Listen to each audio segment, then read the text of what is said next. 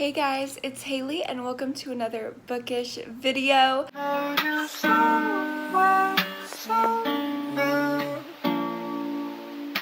So today we have a very exciting video. If you watched my October TBR, then you know I'm super excited because I got approved for the two arcs that I've been most anticipating in 2020. So obviously two of my favorite thriller authors, if you don't know, are Lisa Jewell and Ruth Ware.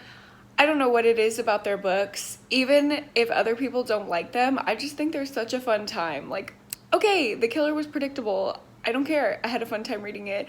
Okay, it was kind of problematic. I mean, characters are problematic. Thriller people are supposed to be unlikable. Like, it's villainous. I don't know. All of their books, I love them. I don't know what to tell you. It might be an unpopular opinion, but One by One by Ruth Ware and Invisible Girl by Lisa Jewell were my two most anticipated books of 2020, and I'm gonna read them in this video. So I decided to get into One by One first because it has really horrible reviews. Everyone that I've talked to that's read it hates it and is giving it 1 or 2 stars. All of the reviews that I've read are pretty bad. So I was crushed when I saw this and I'm like, okay, I just want to get this out of the way first, get my disappointment out of the way, and maybe Lisa Jewell will come in clutch with my favorite read of 2020. But I'm halfway through One by One and I don't hate it. Like, I don't see what people are saying. Okay, I do see what some people are saying. Like, it is a lot of build up.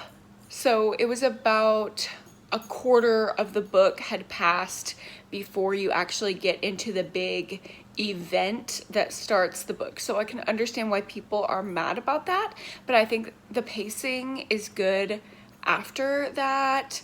I think the topics that they talk about are interesting. There's a lot of intrigue behind the characters. A lot of the characters are unlikable, but the two perspectives that we're following are likable. So I think that was a good choice.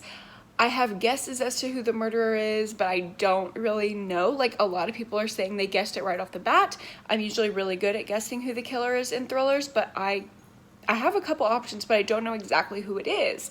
So I feel like those are all the very enjoyable aspects. Like, I'm enjoying it. I'm not hating it at all. Basically, what this book is about is a company, like their CEO, like their core group of staff, not all the employees, but just like their 9 core members, like the lawyer, the CEO, the CFO, all of those people go on a retreat to France, and it's like a ski resort, and they end up getting stuck in the resort with a couple of the resort employees because there's an avalanche. And while they're stuck there, abandoned in a resort in an avalanche, people start dying.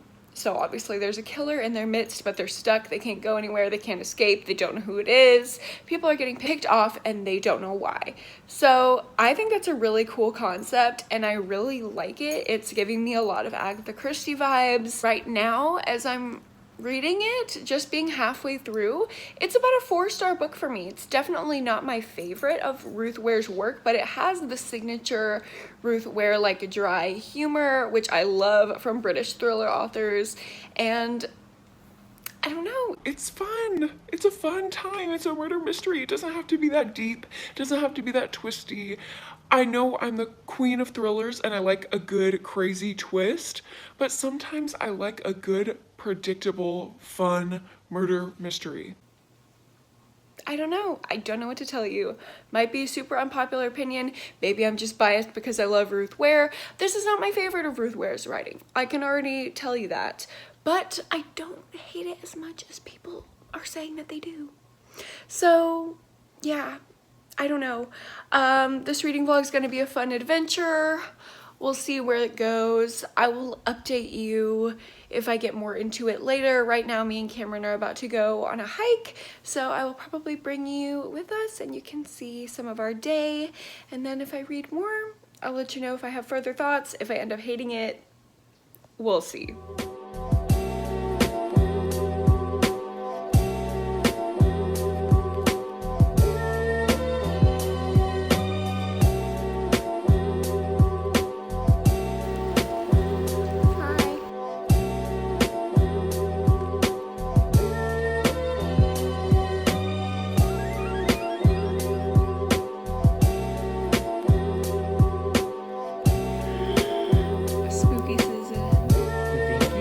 Da Vinci.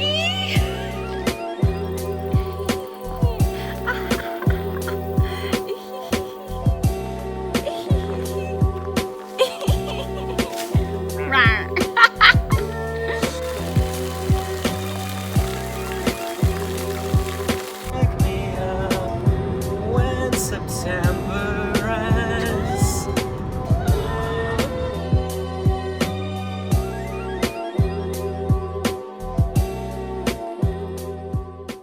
Okay, hello guys. It is much later. I'm actually 60 pages away from finishing One by One. I don't know what these bad reviews are talking about. I kind of love it. I'm enthralled in the mystery. It was like really fast paced at one point and it had a lot of suspense. I didn't know what was gonna happen. There was like weird tension where like two people kind of knew what the other were doing and you didn't know who was gonna like crack first. And now we're like in the thick of it and there's like a big chase scene. It's really good. Like, I don't think this is a 5-star and I don't think it's Ruth Ware's best work. But if this was from like another random author, I would be really impressed with it. It's just because I know what Ruth Ware can do that I'm not going to give it a 5-star. So yeah, I'm really looking forward to the ending. I have a couple people in my head that I think like it's gonna be. It kind of revealed who is the killer. Like it revealed who the killer is already at this point, but I don't think that it is how she said it was. So I think somebody else is gonna come out of the woodwork and is responsible for at least one of the other murders. So I don't know, I'm really into it. I love the like wintry avalanche snowed in vibes. Yeah, I just really like it. So don't know what those bad reviews are about, but I'm very happy that at least one of my most anticipated books I'm really enjoying. So I will go ahead and finish that and then let you know my final thoughts. Probably in the morning because this lighting is just not it. Okay, goodbye.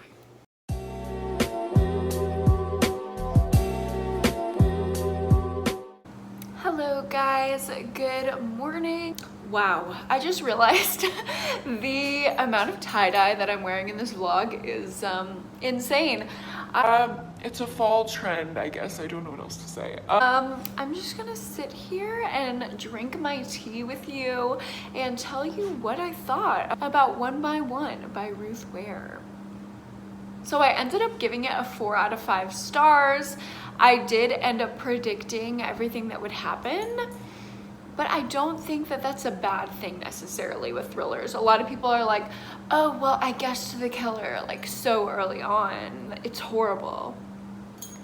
I don't know if I'm in the minority here, but sometimes I like a predictable thriller. It's just fun sometimes to read one of those Agatha Christie-esque mysteries where everyone's getting picked off one by one and you're just trying to predict what happens next. And if you're right, it gives you that sense of satisfaction. Sometimes I don't want to be shocked with the biggest twist of the century, and I'm just happy knowing that I predicted what would have happened. It was extremely atmospheric. I loved the like ski lodge kind of setting. There was a big chase scene at the end that was very dramatic. I loved that. I loved the characters, how they were all like morally gray and weird.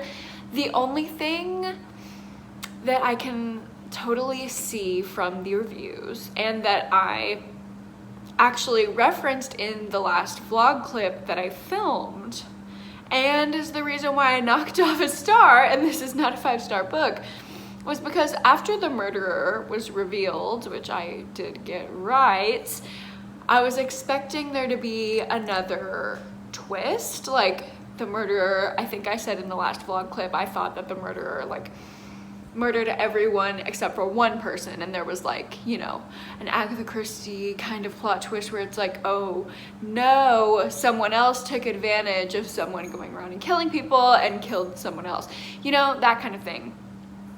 Well, that didn't happen, and it kind of fell flat a little bit because I was expecting that to not be all, you know. I had like 30 pages left and I was like, wait, this is it? So we just know who the killer was and then that's it. And there ended up being another twist afterwards, but it was a very predictable twist, something that I didn't see it coming, but it was very believable. It wasn't very shocking to me. So that's the only thing that I wish it would have been a more flashbang ending. And I think if it would have ended on the chase scene and then just had one more chapter afterwards, with the big reveal of the last final twist, and that was it, it would have been good. But I think the ending just dragged out a little too much, and that was the only thing I didn't like about it. But I'm not like the other people on Goodreads who were like, oh my god, this is so boring, literally kill me. I didn't think it was boring at all. I was very engaged. I like that it seemed like a classic mystery in a modern setting. I really liked it. Wow, I enjoyed it. I was not let down by one of my most anticipated reads of 2020. Sorry if you're disappointed and you wanted to hear me drag a book, but didn't hate it. So next up, I'm going to be reading Invisible Girl by Lisa Jewell, and I'm so excited to get to this one. It is about a missing girl, and you guys know that I love missing girl, missing child, missing baby, missing teen stories. When someone is missing, that is where I thrive. It's simply where I thrive. I love these kinds of thrillers, and I love Lisa Jewell's writing style and the way that she puts so much drama and like twisty, weird family dynamics into her stories. So I am so unbelievably excited to start this. Unfortunately, I have to do some schoolwork before I can start this book, but I'm gonna try to get through it fast, and I will let you know once I start more about a like fully formed synopsis, because I don't want to go in knowing a ton. I just kind of want to go into it a little bit blind. All I know is that it's about a missing girl, and I will let you know more once I start it. But first, I think I'm gonna make some muffins, and then I'm gonna do some school, which I don't want to do, but I gotta do, and then I will let you know. So I will see you then. Okay, just made these pumpkin chocolate chip muffins. I used the Trader Joe's pumpkin bread mix, and I just like mixed in about a cup of chocolate chips. And oh my god, they're so cute. They're so good. Welcome fall. Amazing start to my day. And now I have to go do school. Goodbye.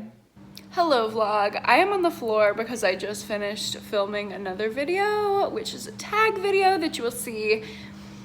I don't know when this is going up, I don't know when that's going up, so I don't know. You'll see it at some time. I don't want to make any promises, but I figured since I'm already sitting here on the floor that I would just go ahead and update you about Invisible Girl.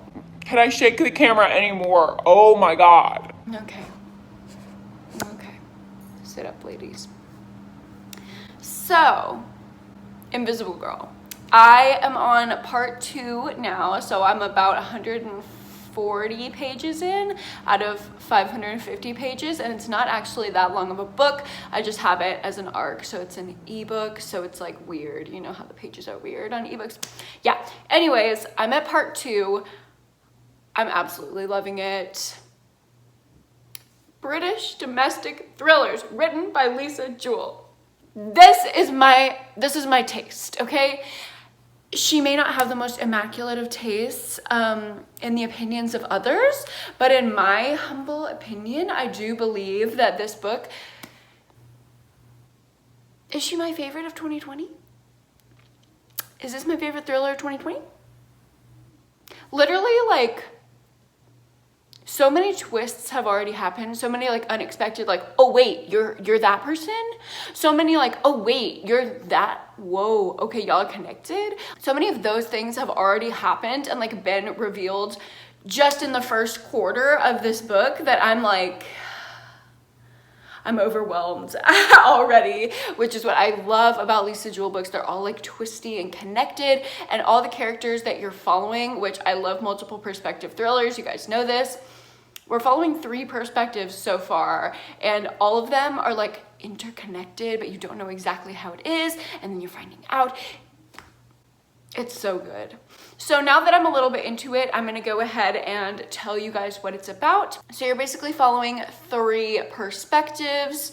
You're following a young girl who grew up in a very tumultuous, abusive environment, and she is going to therapy for something that happened to her as a child, which we don't really know what that is yet.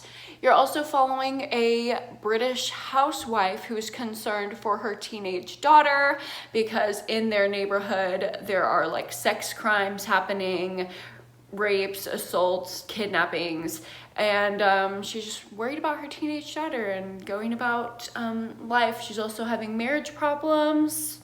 That's another thing. And then lastly, you're following a man who is kind of not on trial, but he's like suspected of sexual misconduct with students. He's a teacher. So you're following these three people and they're connected in some way, and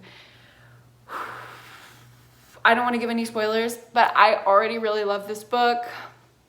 I mean, did we expect any less from my queen, Lisa Jewell?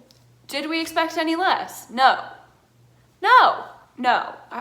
I expected it to be this good, and it is this good, and hopefully I will get through part 2 and on to part 3 by today. I don't know, I have a lot of things to do. I'm about to film some really exciting videos that I can't tell you guys what they are because they might be an announcement video. Oh my god, if it's up already, I will link it. I think it actually will be up already, so I'll just let you guys know if you don't know already. I'm hosting a read-a-thon with a few other ladies on BookTube, and it is a Hannah Montana themed read-a-thon for November, so please go check out that video. I want to see your TBRs. I'm so excited for it. Okay, shameless plug, sorry. I'm gonna go film that video, and then hopefully I'll read some more of this book and I will let you know what I think. Hi guys, I just got done filming all those videos, and also just wow. The difference between editing me and filming me in the last clip is absolutely ridiculous. But what was I about to say? Okay, yeah, I'm about to start editing those videos, and to fuel myself while I'm editing, I'm gonna make some chai. So I thought I would show you guys my pumpkin spice chai recipe that I made up, and it's just what I do. And I don't know, are y'all interested in this? It's a vlog, I'll just show you. So my favorite chai is this vanilla caramel one from Starbucks, and I just use a little tea bag. This has been steeping for probably like 5 minutes. So I'm going to take it out and I'll show you how to make it iced. So I just put probably like 10 ice cubes in there, and then I'm gonna put probably a half cup of almond milk and a couple tablespoons of this pumpkin spice almond creamer. Oh my god, just wait. And this is it all mixed. So this is literally just pumpkin spice chai tea. So if you like milk tea with like boba and stuff like that, you would love this for the fall time. It does not have any espresso in it, so it's not a chai tea latte, but espresso makes me absolutely crazy and jittery, so no thank you. There's enough caffeine just in the tea for me, I know. My body is super sensitive to caffeine, so this is what I do. It's so good. That like almond creamer from Silk, oh my god. Okay, I'm gonna edit now, and then hopefully I'll read, and then hopefully I'll actually have an update about Invisible Girl for you.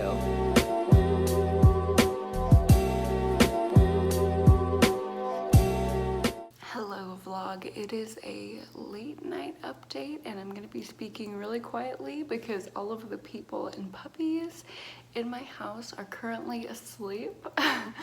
But I cannot stop reading this book. I'm only 100 pages away from the ending. I think I'm just gonna stay up tonight and finish it because it is so good. Every chapter is a cliffhanger and it leaves you wondering what is happening. I'm trying to figure it out, but every time I think I know what's happening, it changes course. And what I thought was gonna happen, I was pretty confident in like who was responsible for this missing girl. And now I feel like the book is trying to lead me down that path, so I don't think that's what it is. I think it's all a diversion, but it's so good. I'm so happy that it is so good, and I hope the ending is just as good as the suspense that it's got going right now. I think I'm gonna stay up and read this, and I will check in with you guys with a final rating in the morning. Hey guys, it is the next morning. I finished Invisible Girl. This might be my favorite thriller of 2020, which, who's surprised? It's Lisa Jewell that if I had to predict my favorite thriller of 2020, I would have predicted this book. So she's a self-aware queen.